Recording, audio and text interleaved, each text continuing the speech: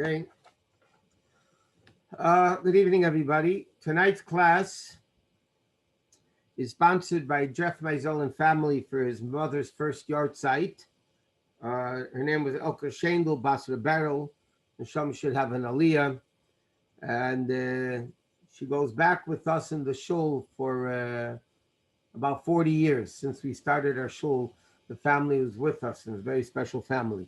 So her neshama should have an aliyah. Okay, today we're going to talk about primarily Korach, but Korach is basically the fight against Moshe Rabbeinu. So it's very connected to Chav Sivan, the day that the Rebbe and the Rebbitzin came to America in Tavshin Aleph. I just want to mention that the day of Chav Sivan, the 28th of Sivan, 1941, Tavshin Aleph, was not known by the Chassidim until many, many, many years later. It was not celebrated amongst the Chassidim until Tavshin Mem Hey, which is over 40 years later. Chassidim weren't even sure exactly what day the Rebbe came, and then it became a very big celebration that the Rebbe backed. And when they once announced by the Fabrengen that they're going to have a Fabrengen in honor of Chav Sivan in the later years, and they said this the day the Rebbe came to America, the Rebbe added Ish Ubeisei, each man and his wife, meaning the Rebbitzin also came with him when they were saved from Nazi Germany. They were in Paris, and then they went to Vichy, and then they went to Nice, and then they came to America. It's a whole long story of exactly what happened. So basically, Korach's fighting against Moshe Rabbeinu. So therefore, whatever we're going to talk about Korach basically is connected to the concept of a Rebbe and what it's entirely all about. The first issue of the Parsha is an obvious question. We know the Pasuk Shlomo Melech says, Shem Rishoim Yirkev, the name of wicked people should rot. Here you have Korach, a guy that fought against Moshe Rabbeinu, a person that when in Pirkei Avos, it wants to speak about machlekes, which is not for the sake of God, machlekes she'eino l'shem shemayim. What example does the Mishnah in Pirkei Avos give? Korach v'chol hadasei. Korach epitomizes, so to speak, personifies the whole concept of machlekes, of fighting. So why is it that Korach, the whole parsha is named after Korach? I mean, it was a Russia. You could call it Vayikach. The pasuk Vayikach Korach. Call the parsha Vayikach. It's not called the first word Vayikach. It's called Korach by the name of a Russia. So first of all, I want to just mention one more detail in this whole thing. That, people think Korach was this Russia and Korach was, this terrible guy. Torah testifies about Korach, and Rashi brings it down from the Medrash. Korach was Pikei Chayil. Korach was brilliant. Korach was a learned person. Korach was a very great person. But he messed up by making this machlekes between Moshe Rabbeinu and him, and then the whole story. What did Korach want? Korach said to Moshe Rabbeinu, Kol ha'eda kulam kadeshim, everybody, all the Jews are holy. Ubetzeichem Hashem, and you are together with, Hashem is amongst all the Jews. Madua tisnaso kahal Hashem. Why do you want to make yourself greater than everybody else? Basically, what Korach wanted, it's explained, Korach had spiritual intentions. Korach wanted that there should be a clear-cut separation between Kodesh and Chol. There should be a complete separation between holiness and mundane. In fact, Rashi quotes at the beginning of the Parsha, what did Korach do? So Rashi quotes in the Medrash, even though the Medrash is more detailed in it. He said like this, he came with Moshe Rabbeinu with two shaylas. One question is, bias mole svarim. He wanted to bring out his point. So he came to Moshe Rabbeinu and he said, Moshe Rabbeinu, A house that's full of Sefer Torahs, does it need a mezuzah or not? Does it need a mezuzah? He thought Moshe Rabbeinu is going to say, no, it doesn't. Moshe Rabbeinu said to him, yes, it does. It does need a mezuzah. So he started making fun of Moshe Rabbeinu. He says, I don't understand.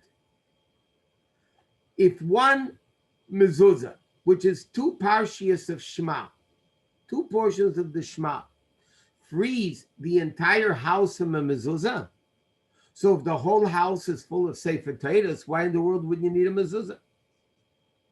And then there was a second question Korach asked. He took with them all his gang, and he took with them a talis, that the whole talis was made out of tchelis, out of the special dye that you have the tchelis on the tzitzis. He took a garment that was made completely from tchelis. And he said to Moshe Rabbeinu, does this garment need tzitzis or not? He expected Moshe Rabbeinu to say no. Because if one string of tchelis frees the garment from its obligation, so if the whole garment is tchelis, why in the world would you need tzitzis? Moshe Rabbeinu said, no, it does need tzitzis. Moshe Rabbeinu said, yes, it does need tzitzis. Yes, the house full of Svarim needs a mezuzah. Well, what's the explanation? And both of these things are interconnected. Hashem wants that you can be a holy house. You can be a holy garment. You could be a garment full of tcheles, full of kedusha. You can have a house full of svarim. Korach thought, let the house remain holy and let the street remain mundane. Let it remain weekday. Let it remain chol. It shouldn't be kedusha. Moshe Rabbeinu said that's not what Hashem wants. What's the concept of a mezuzah? A mezuzah is connecting the inside of the house to the street. Where do you put the mezuzah? On the doorpost, basically on the outside. Hashem wants that the kedusha should not remain segregated, should not remain ghettoed in a way of its own. Hashem wants that the kedusha of the house full of svarim and the talis, which is full of tchelis, should be also connecting it to the street. In other words, bringing kedusha into the street. What Korach wanted was that kohanim should be kohanim and segregated, and we should have, that's it. No kedusha in the street. Keep it kohanim separate. Hashem said to Moshe Rabbeinu said to Korach, no, that's not what it is. That's not what it's all about. And in fact, there's a very interesting story in the Gemara. We know that Korach gathered Dasan Aviram, they were well-known troublemakers, and Ein ben Peles, and Ein, the son of Peles from the tribe of Reuven. At the end of the story, when the earth opened up and Korach was swallowed in and Dasan Aviram was swallowed in, there is no mention of On ben Peles. There is no mention of On, the son of Peles. What happened to him? At the beginning, he's mentioned. At the end, everybody else is mentioned except Ein ben Peles. So the Gemara in Sanhedrin tells a very interesting story. The Rebbe spoke about this at great length in a Sikha. What happened was like this. Moshe Rabbeinu, just to get the historical events over here, it's a very interesting story of actually what happened. Hashem said to Moshe Rabbeinu in the previous parsha, you have to take the Levium, the Heviru Sa'ar al Kol Besaram. They had to actually, believe it or not the Kohanim, the Levium, which obviously included Moshe Rabbeinu too, I'm sure, had to take a razor and shave the entire hair from their entire body. That's what it says. Ve'eviru sar al kol besarim. That's what the Levium had to do. Korach comes home one day, completely bald, completely shaven, top to bottom, there's no hair. Mrs. Korach got angry. She said, what do you look like? What is this with you? So Korach's wife started the machlekes. And that's how the Medrash said, that's how the whole fight against Moshe Rabbeinu with Korach started. Ein ben Peles' wife did the opposite. Ein ben Peles said to her husband, you know something? You are a fool. So why are you a fool? Because, listen, if Moshe Rabbeinu wins, you're a nobody. And if Korach wins, you're a nobody. You're the schlepper. You're schlepping along. Why are you getting involved? The Gemara says, Ein ben Peles' wife said to him, why in the world are you getting involved in this fight? So Ein ben Peles says to his wife, what do you want me to do? I promised him I'm going to be in the action. So she said, leave it to me. The Gemara says in Sanhedrin the following story. She got her husband drunk. She actually got him drunk. And he fell asleep. When the Korach gang came to get him, to come to the action. So it says in the Gemara, Ein ben Peles' wife went to the opening of her tent and she uncovered her hair. Those people were still very, very religious. They saw a woman with uncovered hair. They ran away.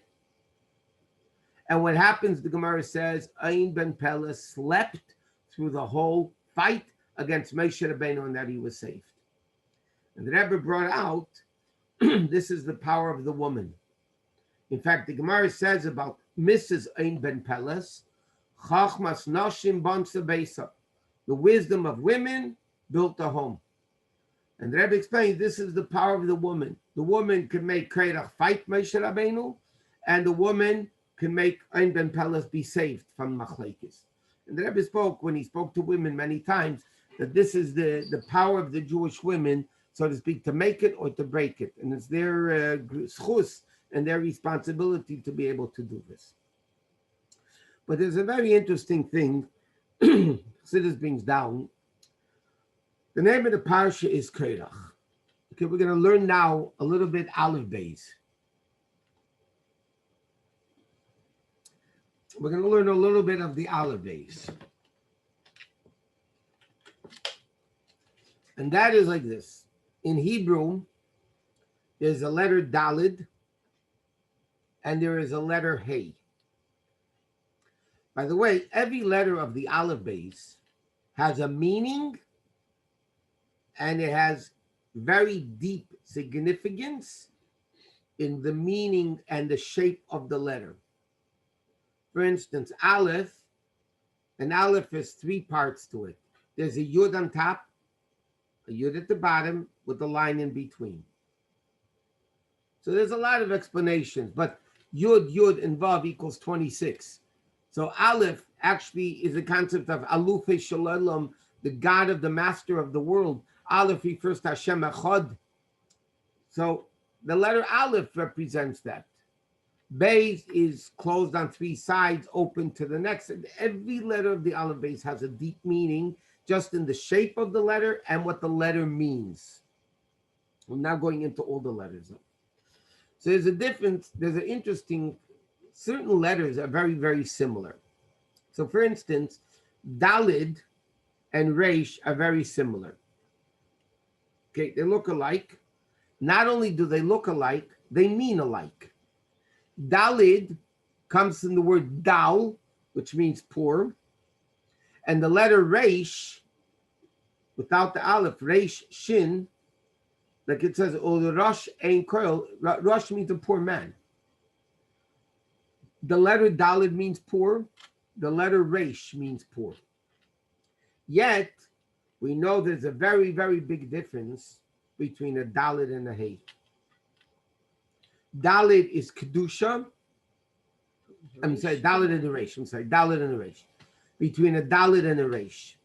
Dalid is Kedusha, and I'll show you why in a second. And Reish is evil.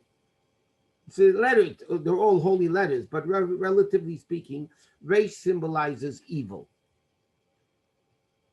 For instance, we say Shema Yisrael Hashem Elokeinu Hashem Echad. God forbid, if you put a Reish instead of the Dalid, God forbid, you'd be saying Hashem Acher. It says in the Pasuk, Lo Sishtachaveh Lekel Acher. Do not bow to another God. God, if you change the Reish for a Dalid, you would say, God forbid, Lo Sishtachaveh Lekel Echad. Don't bow to Hashem. So even though the letters Dalid and Reish look alike, mean alike, but they're worlds apart. What's the difference between the letter Dalid and Reish? Dalid, the Reish is rounded on top. The Dalid has a little thing protruding on the top right, which means, by the way, in Hebrew, letters go right to left. That means the beginning of the letter Dalid, not when you write it, but when it's written already, the top right of a Dalid has a little yud at the end, which symbolizes humility. Reish doesn't have that. Reish doesn't have humility. So therefore, Dalid is a letter of Kedusha, and Reish is a letter of level of evil. Now, if you have a letter Dalid, okay, and how do you make a hay? You add a third leg. What's a hay? A hay is a Dalid with a little half leg. A ches would be a whole leg. A hay, the letter hay, alpidin, is a Dalid with a little foot at the bottom. What does that represent? That represents a hay, which again, hay represents, so it's Hashem, Kedusha. Hay represents thought, speech, and action. The top level letter of part of the hay is thought. The right leg coming down is speech, and the letter hay is action. The leg of the hay represents action. But if you notice by the hay, there's a space between thought, speech, and action. Like it says, Berasiv, Yitzartiv, Af Asisiv. There has to be a separation between thought and speech, which is spiritual ruchnius, and action, which symbolizes the physical. You need all three. You need thought, speech, and action.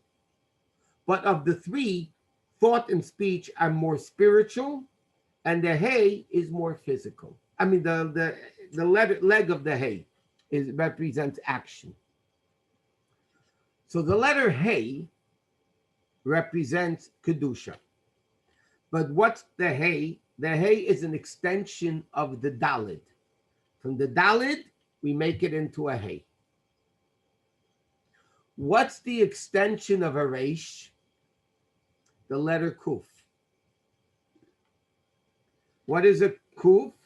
A Reish with a third long line coming below the line. What does that represent in Kedusha, in godliness? There again, it's a Kuf is a Reish, okay, with the third leg, but the third leg goes all the way down.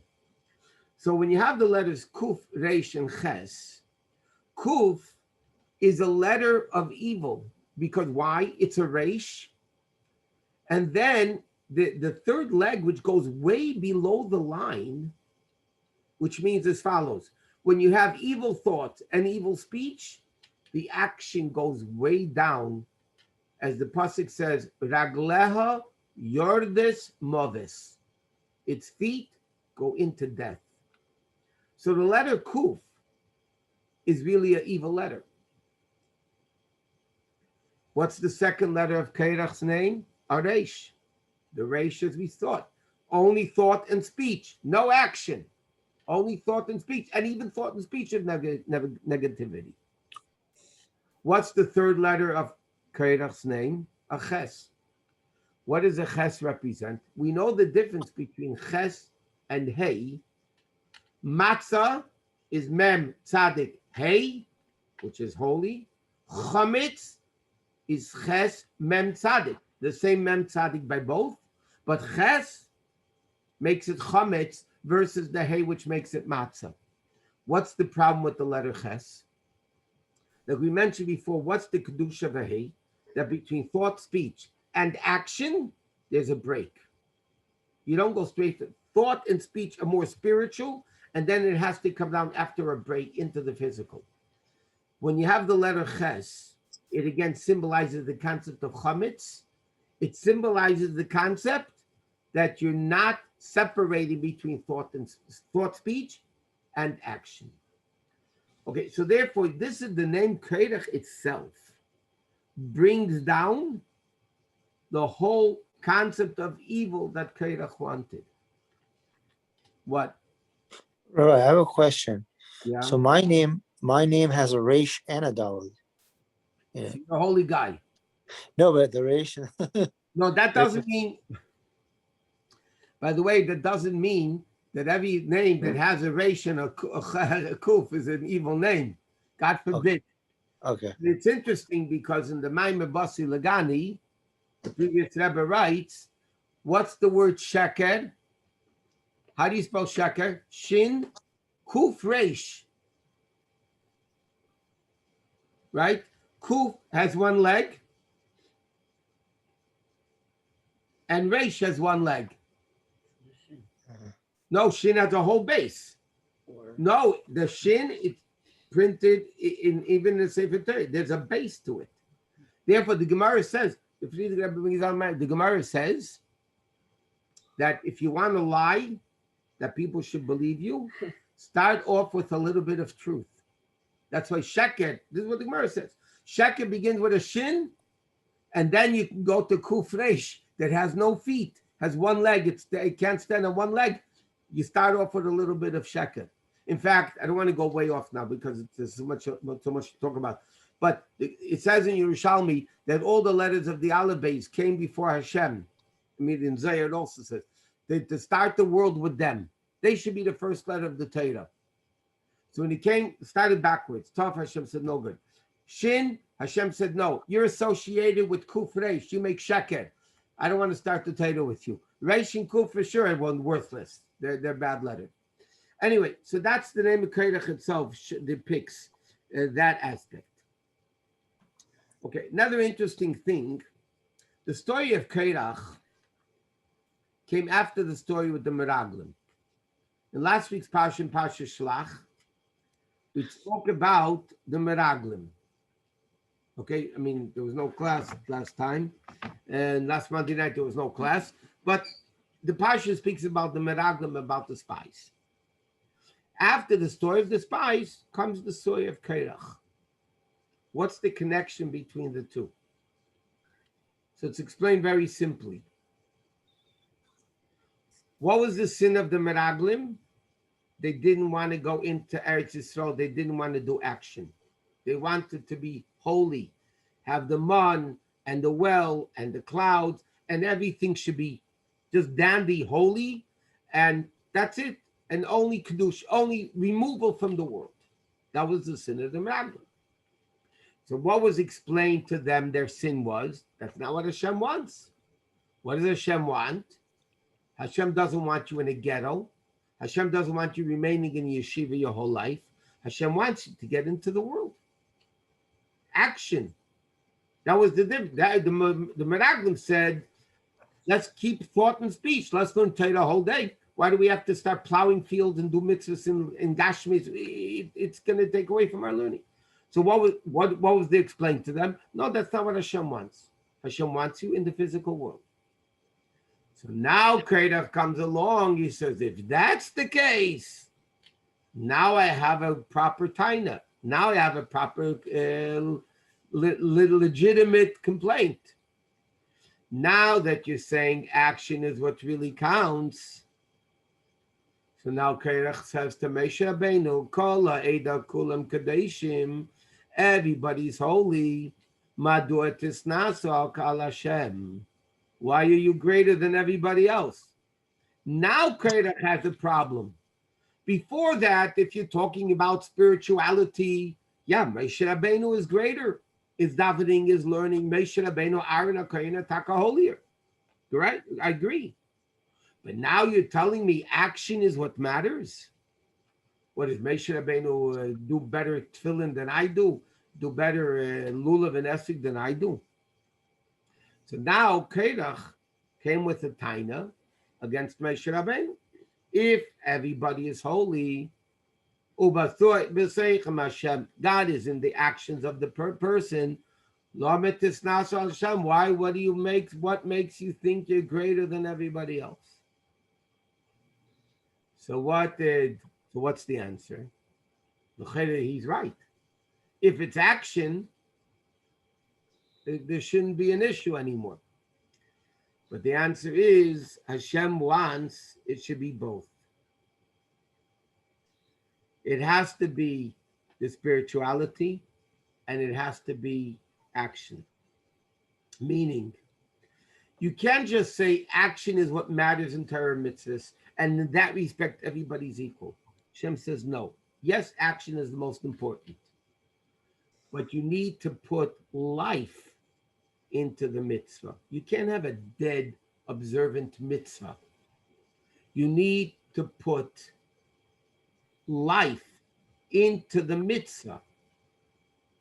What is light? What is strength? What is enthusiasm? Excitement, the intent of the mitzvah, the kavanah of the mitzvah.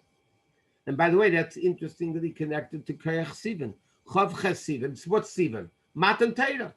The month of Sivan is when we got the Torah. What's Korach Sivan? The strength of Sivan? To bring vitality into Torah mitzvahs, to bring kedusha into Torah mitzvahs. So Moshe Rabbeinu said, Korach, you're wrong. You really need to have both things together. From one side, you need the action, and yet at the same time, you need to have the kavanah and the greatness of Moshe Rabbeinu. That's that the Moshe Rabbeinu answered Korach. It's not enough of action. You also need to have the kedusha of the kavanah and intent. Okay. Another thing over here is Korach, Moshe Rabbeinu is answering Korach like this. By the way, it's interesting. In this machlekes of Korach, we mentioned the Pirkei Avos before. The Pirkei Avos before says, what is an example of machlekes which is sholei l'shem shemayim? It says, not Korach u'Moshe. It says Korach v'chol adosei. Korach and his whole community. It doesn't say in the Mishnah what's a machlekes Korach u'Moshe. Moshe Rabbeinu doesn't fight. In fact, Moshe Rabbeinu himself went. Moshe Rabbeinu went to them to make peace. Moshe Rabbeinu went to make peace. Vayaka Moshe, middle of the heavy duty fighting. Moshe Rabbeinu sent, at the beginning it says, Moshe Rabbeinu sent Dasan Avim to come to him. He wanted to talk to them. They refused to go. Then it said, Vayaka Moshe, listen to this. Moshe Rabbeinu went to Dasan Vaviram. He went to tell Dasan Aviram, get away, you're going to get hurt. What type of person is this Moshe Rabbeinu? And you know who he's going to? Dasan and Aviram. Who are these guys, Dasan and Aviram? You know Moshe Rabbeinu had to run away to Midian because Pari wanted to kill him. Who snitched on him? That to Pari that Moshe Rabbeinu killed the Egyptian. Who snitched on him? Dasan and Aviram. Rashi says Dasan and Aviram snitched. I mean, Moshe Rabbeinu, they wanted to kill Moshe Rabbeinu. It came the man story. Who left over the man overnight? Dasan and Aviram. Wherever there was trouble, Dasan and Aviram were there. They were the biggest. By the way, they were brothers. Bnei Eliyav. Their father was Eliyav. They were brothers. Dasan and Aviram, Bnei Eliyav. As the pasuk says, they were the biggest troublemakers for Moshe Rabbeinu. So what did Moshe Rabbeinu do? Moshe Rabbeinu didn't go and say, okay, guys, goodbye. God will take care of you. Go fly a kite. And may God may the Lord destroy you. He didn't. He went to them. He went to them to make peace. So Moshe Rabbeinu never fights. Korach ended up fighting himself. When it comes to Machlekes L'Shem Shemayim, it's Hillel and Shammai. Both fighting L'Shem Shemayim. What is the halacha? What is an example of L'Sholei L'Shem Shemayim? An evil fight? That's Korach in his own community. Moshe Rabbeinu is not part of a Machlekes. Moshe Rabbeinu tried making peace. And can you imagine Moshe Rabbeinu going to beg his biggest enemies to be careful because you're going to get killed. The earth is going to open up. And they still didn't listen. And they were still killed in that thing. So Moshe Rabbeinu was the epitome of making peace. So what does Moshe Rabbeinu say? Moshe Rabbeinu says, the beginning of the parsha, Veidaber al Korach v'al kol hadasei leimer. Moshe Rabbeinu said to Korach, listen, now is not the time to fight. As Rashi says. It's a time of drunkenness. People are drunk, they eat lunch, they drink wine, they're drunk. Now is not the time to deal with it. Sleep on it overnight. And he says, and Moshe Rabbeinu, Rashi says, his intent from the Medrash, his intent was, maybe they'll do tshuva. Okay, so Moshe Rabbeinu says, and he says, okay, and Rashi quotes the Medrash. And this part is the beginning of the parsha. Umedrashe. Amalei, what does it mean, Baiker? What's Moshe Rabbeinu telling him in the morning? He says like this. Amalei Moshe Rabbeinu said, Gvules cholak HaKadosh Baruch Hu leilami. What did Moshe Rabbeinu mean when he said morning? Moshe Rabbeinu is saying, God created boundaries in the world. There's morning, and there's evening, and there's day, and there's night. He says, do you think you can make morning into night and night into morning? You can't. This is the way God set it up.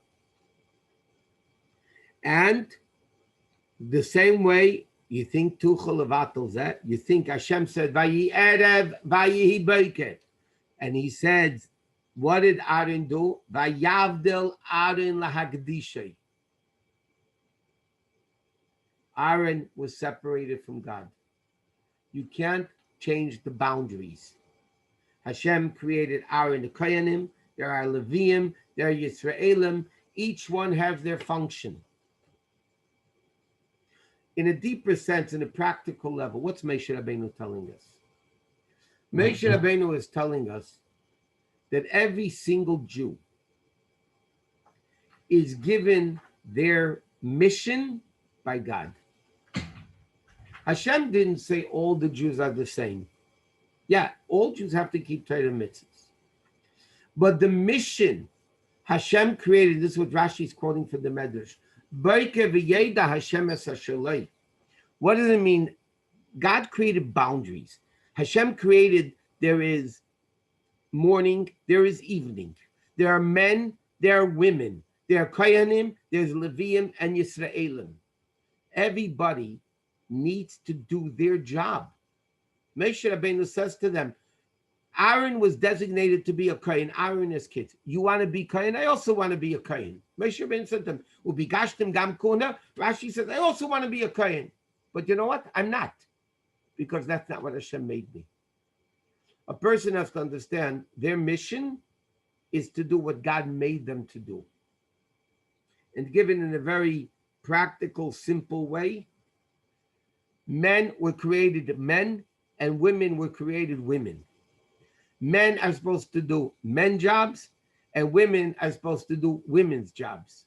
I'm talking about in the whole lifestyle of Yiddishkeit and whatever. Hashem didn't make that men can give birth to children because it's not their role. It's not their function. Hashem made women that they able to give birth to children because that's their mission. The women has to be the Akeres Habayis, the foundation of the home, the fundamental life of the home. Every person has their mission. And what happens in the world, and it's the Medrash gives an example of this. There was a snake. The snake was crawling on the ground, and the tail said to the head of the snake, "You know what? I am sick and tired of being your tail. Why do I have to follow you wherever you go? Why do I have to follow you wherever you go?" And the snake said, "You fool, you don't have eyes. You can't see where you're going." The tail was stubborn, action, like they say in Hebrew. And he convinced, the head had no choice. He said, "Okay, you be the head." Tail gets very excited. He's leading the snake. And all of a sudden, he gets entangled in a bush. And without the head, he would still be stuck there till today. And he said to him, "Do you understand? You understand that there's a mission I have as a head and you have as a tail?" In other words, men were created to be men, and women were created to be women. Men have their mitzvahs, and women have their mitzvahs. And that's the boundaries that God set up, which is the best for each one of them. For a man, it's best to do his mitzvahs. For a woman, it's best to do her mitzvahs, her goal in life. When women want to start doing men's jobs, meaning they want to put on tefillin, they want to wear a talis, they want to lay the Torah, they want to be counted for a minyan, they are going against everything God created as the fundamental aspects of not only the world, but definitely of Yiddishkeit. And this is what Moshe Rabbeinu was telling Korach about Kohanim, Leviim, and Yisraelim. He said the head was created as a head. The heart was created as the heart. Which one's more important? You know what? You can't live without a head. You can't live without a heart. They're equally important. But they have different roles, different missions. The head has its mission. The heart has its mission. And you can't mix up the missions. If the head's going to start pumping blood and the heart is going to start thinking, it ain't going to look too good. It's going to be pretty bad. And this is exactly what Moshe Rabbeinu was telling Korach. You want to make, you're a Levi. You want to become a Kohen. You can't. It's not your role. It's not your function. And Moshe Rabbeinu said, Hashem created boundaries in the world. Those are the boundaries. You need to keep that in mind. It doesn't mean anything is more important or less important. Who's more important, the head or the heart? They're equally important, but they're different. Equal, but different. Kohanim have their job, Leviim have their job, Yisraelim have their job. Equal, but different. Men have their roles, women have their roles, equals, but different. And that's how Hashem created the boundaries. You can't make night into day and day into night. You can't make man into woman and woman into man. And you can't make a Levi a Kohen or a Yisrael a Levi and a Kohen. You can't do it. It doesn't work. Because Hashem set boundaries in the world. And then there's another interesting, I'm going to come back to this break of Yed Hashem. It's a remarkable thing over here. But there's another thing over here. Hashem, Moshe Rabbeinu says to them like this, to Hashem.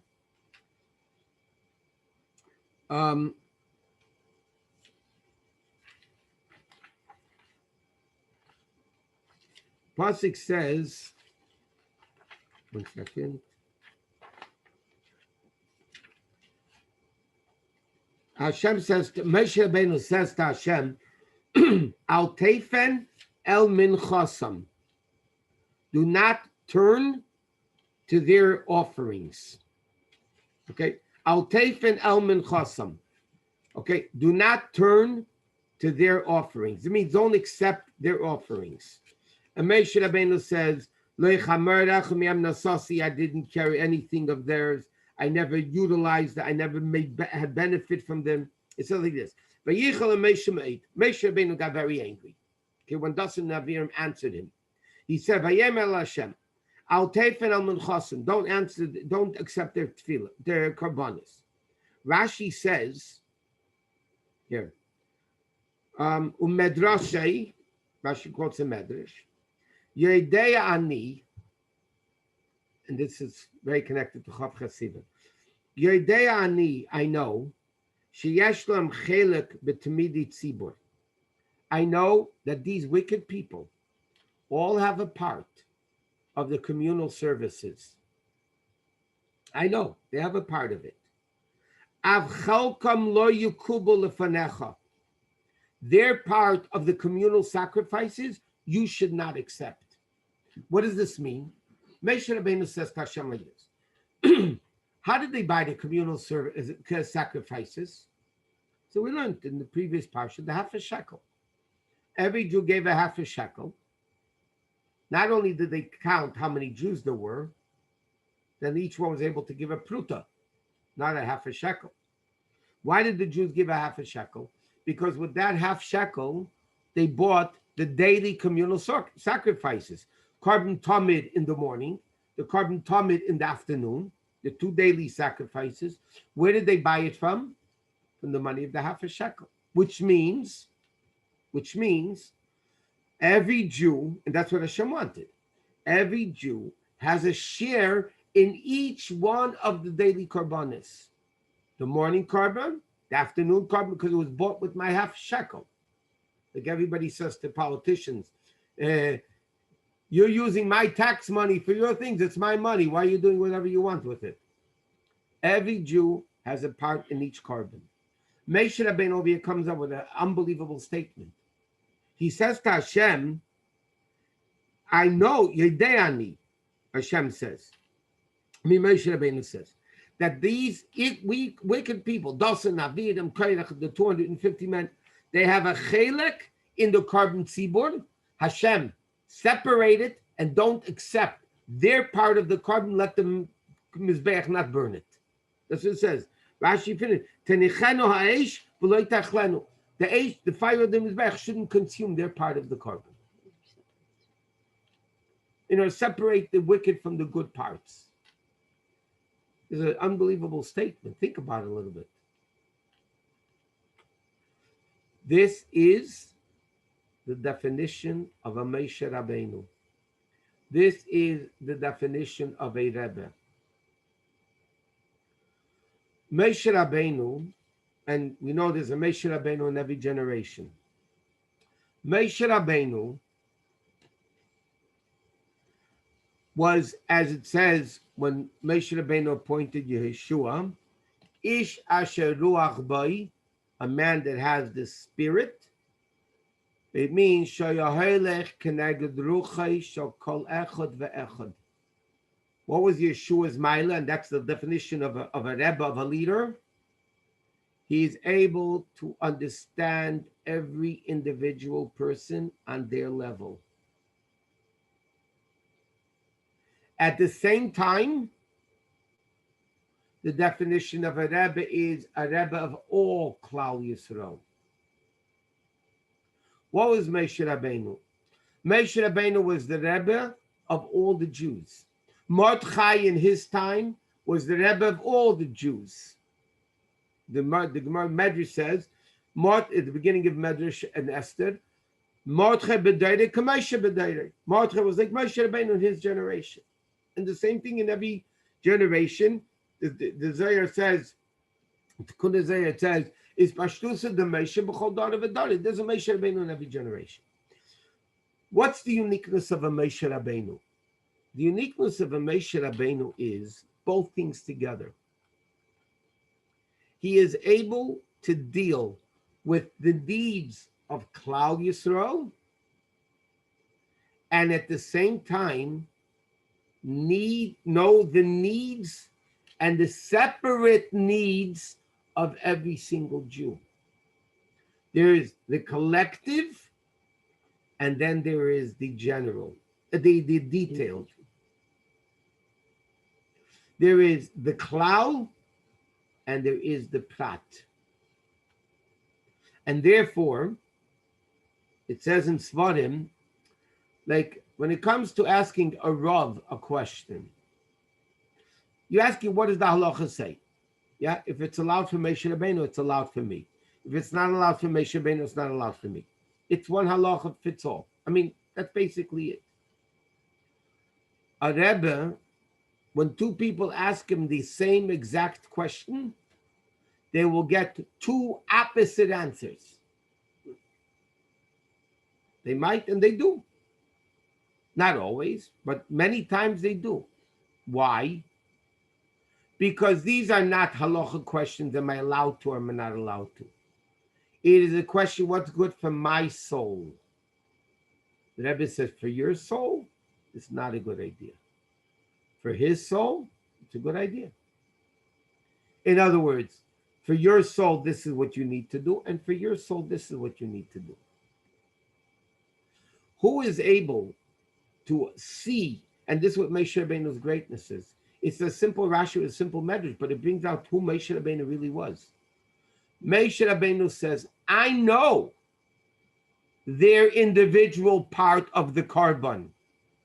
I know it because I feel the nerve center of the entire body is the head.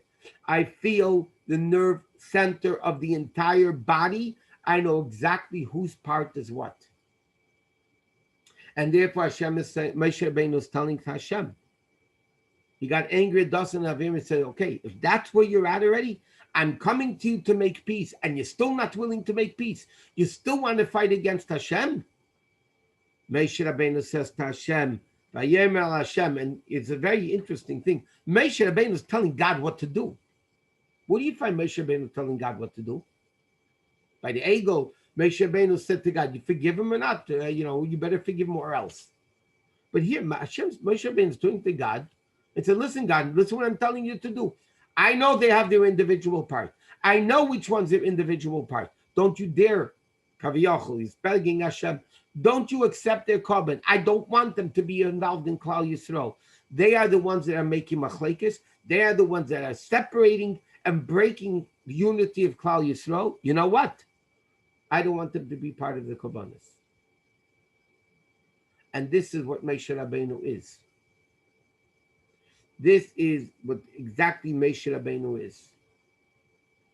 And I want to tell you, 49 years ago, when the Rebbe had his 70th birthday, we're in Australia then, and one of the rabbis, I'm not going to mention any name, but one of the rabbis then spoke in Australia that a big gathering for Yud Aleph Nissen. And the rabbi was speaking about the Rebbe, obviously, it's the Rebbe's birthday. And he says like this, listen, Jews.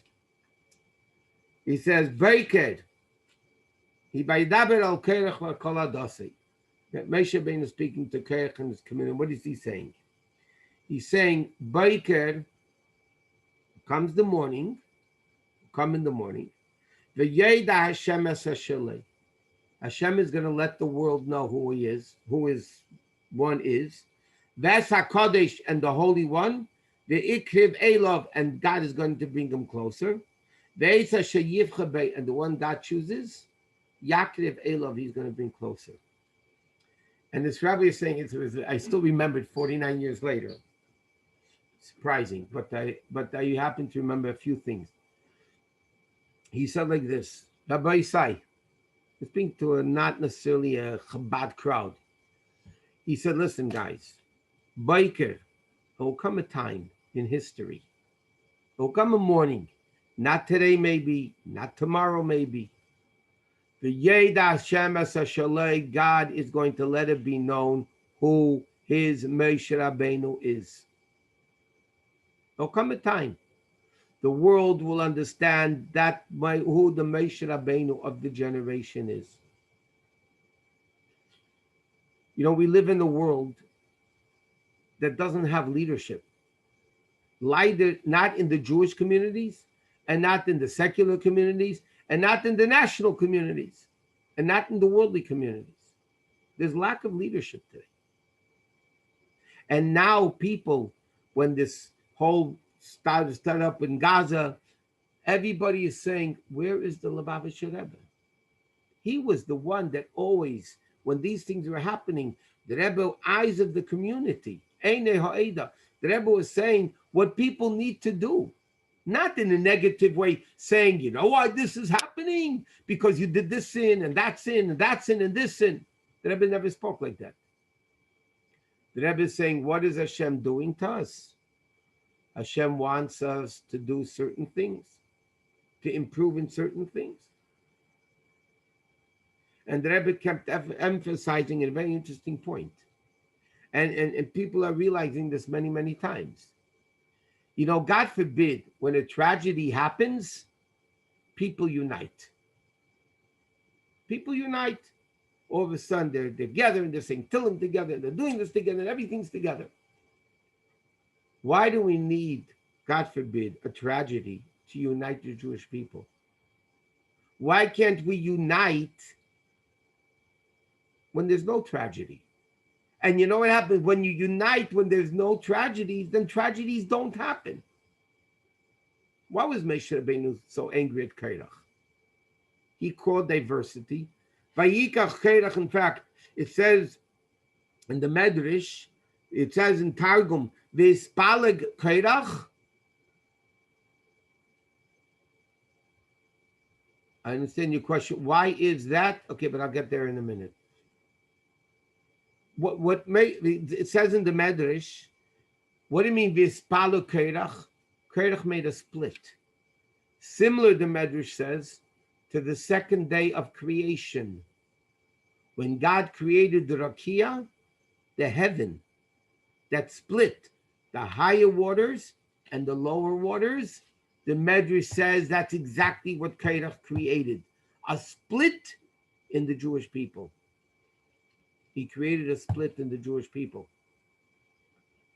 And that was the Ispalu Korach. Korach Mamish did exactly what the Rakia on the second day is. So basically, the point over here is, we need to understand, and this is what Chav Ches Sivan is all about, to talk a few minutes about Chav Ches Sivan. It's interesting, the Chassidim didn't know, in America, the Chassidim never met the Rebbe. The Rebbe never came to, our Rebbe never came to America. And the Rebbe sent a delegation of Chassidim to the pier to meet the Rebbe and the Rebbetzin off the boat.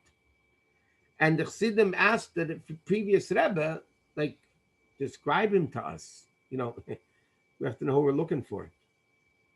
And he said, this is a person who knows Shas Poskim by heart, all the printed Chassidic books. He knows Likutei Torah word by word. And the Rebbe kept showering thing about, but the previous Rebbe went like this, but he wears his hat down. The Rebbe is the only Rebbe that wore the hat down. All the other Rebbeim wore the, like the previous Rebbe, you see pictures, the Rebbe Rashab, all the pictures that there exist of the Rebbeim, they were all wearing their hats up. But the Rebbe wore, for whatever reason, the Rebbe wore his hat down. So the day of Chav Ches Sivan, the Rebbe says, is a new revelation in the aspect of Matan Torah of America. Chassidim used to say that Tes Adar Sheni, when the previous Rebbe came to America to live in 1940, they called it the Matan Torah of America, because the Frierdiker Rebbe brought Yiddishkeit and Torah mitzvahs to America. But the Rebbe says himself, again, until Tafshim Memhei, it wasn't a known day.